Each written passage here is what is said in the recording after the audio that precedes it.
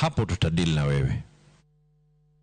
Romo mandala dek ma somo e kaunti ma Homa Bay ochope giko mare kama jokanyo e sekta ma somo omedo jo sirikal kokalo e migawo ma somo mondo bed ka chwalo omenda ne skunde wang'sa mondo micheno mag skunde kik bed kod ng'ikruok.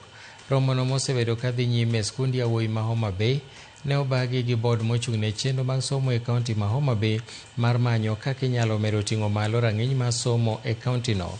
Director apisi jatend migawo mar somo Dr. Gishugi Ndegwa osingo ne jopuonj sirikal oseketo okenge makare mag neno ni skunde yudo omenda gi e yo mowinjore.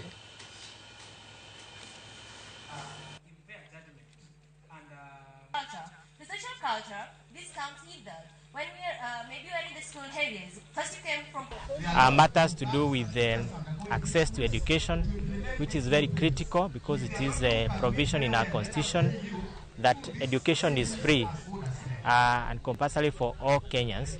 And to this end, as I explained in this forum, the government has policies on free primary education and free day secondary education. In terms of capitation, the government has continued providing the capitation.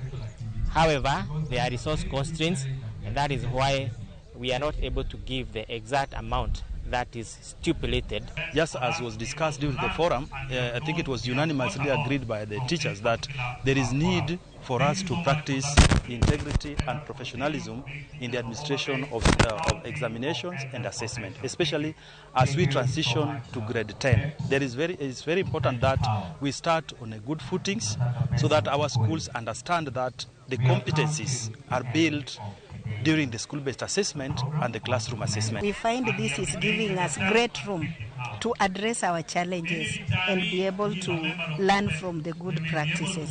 So I really appreciate the support that we are getting from all stakeholders, of course, including the fourth estate. Erokamano nyako Ramogi kuom medo kete Ramogi TV wadhi e yweyo mar ariyo. Ka waduogo wabiro kelo ni weche mag tuke. Kapok wadhi e yweyo mar ariyo aneno ote mar Reverend Dennis Opio mar ACK Ayengo Parish kod Mama Karen Otieno. Giwacho ni weche manyien biro nwayo makare ka bende